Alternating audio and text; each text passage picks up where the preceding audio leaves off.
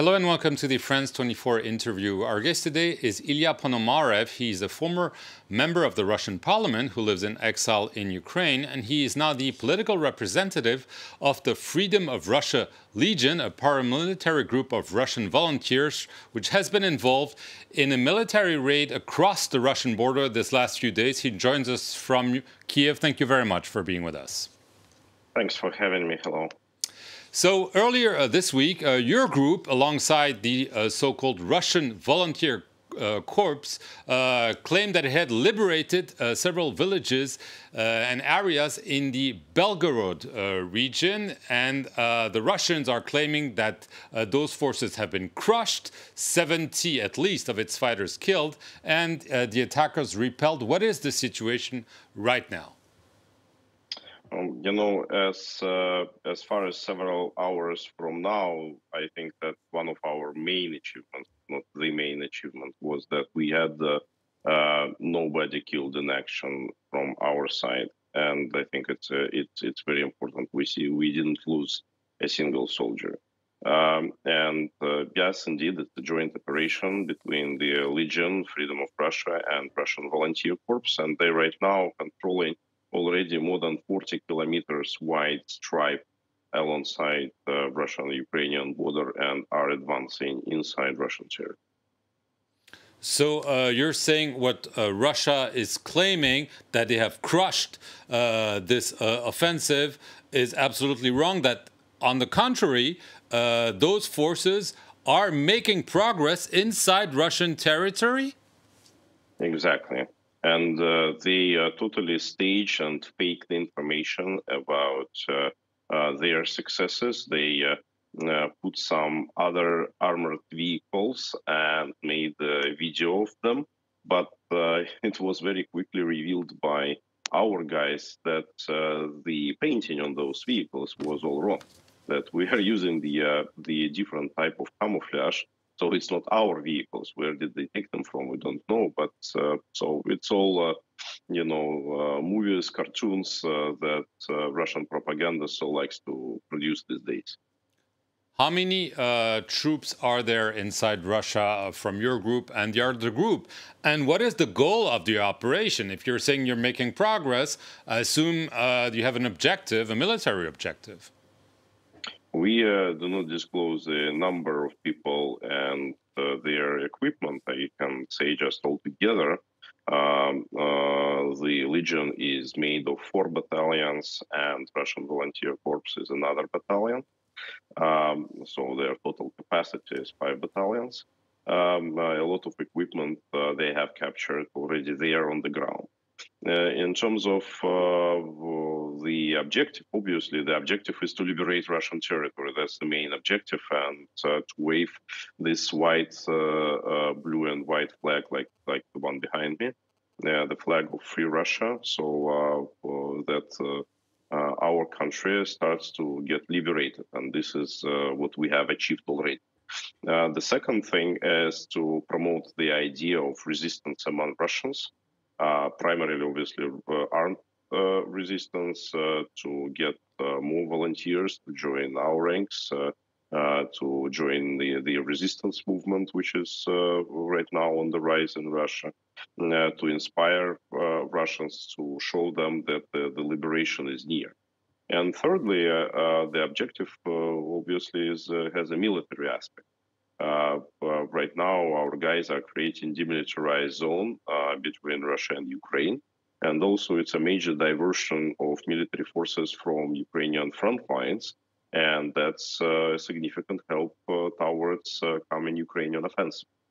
Right. But, I mean, you're not telling me that this is the beginning of essentially an attempt to overthrow the regime in Russia. You don't seriously think that those troops are going to make progress, get more support, and head to Moscow, are you?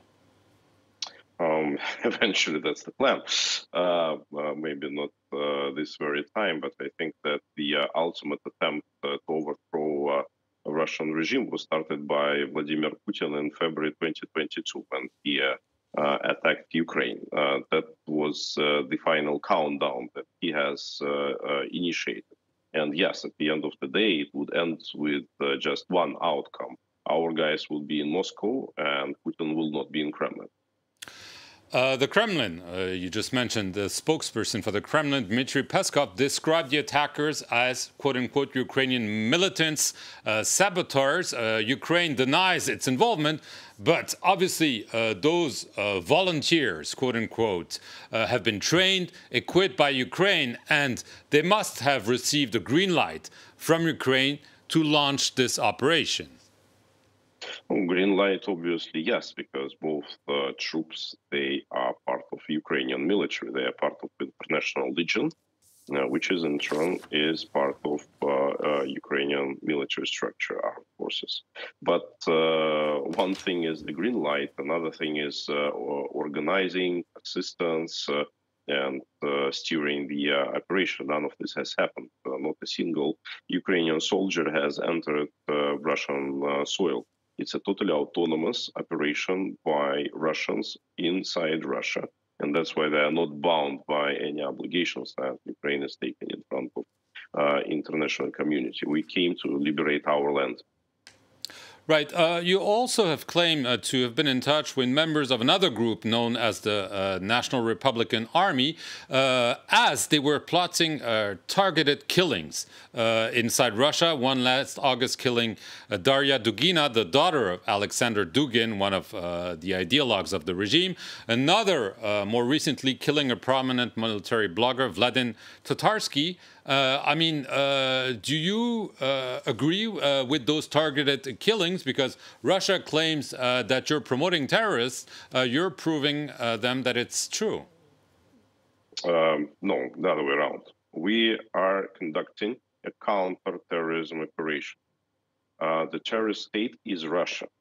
Vladimir Putin came to power because he organized terrorist attacks on the civilian residential buildings in Moscow and in other cities of Russia.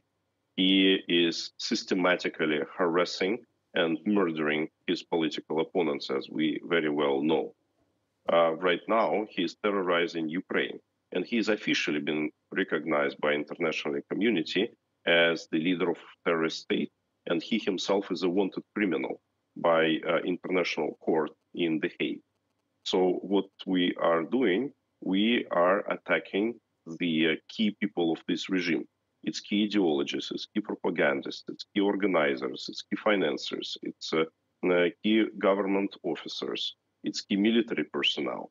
And it's a war, and that's the only way how the war can be conducted. At the same time, we are obeying all the international regulations, like Geneva Convention on how the war can be conducted, and nobody is targeting any civilians during those attacks. None of them was ever hurt. Even during this operation in Belgorod region, not a single civilian was hurt, despite all the risks that are associated with military activities. That's what Russian resistance is doing, and I am happy that I can help them somehow, despite that I'm not able to take part in the planning of those operations or conducting those operations, but you support them any way I could. It's the right thing to do. Right. That's what all honest Russians should do.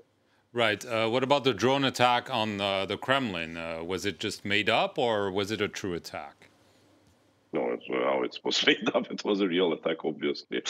There were two hits. It was recorded on the videos. They resulted in canceling of the military parade in Moscow on the 9th of May, downsizing of this parade. Just, one single tank that was produced in 1940 was presented, and Putin had to take hostages with him on the tribune to protect himself.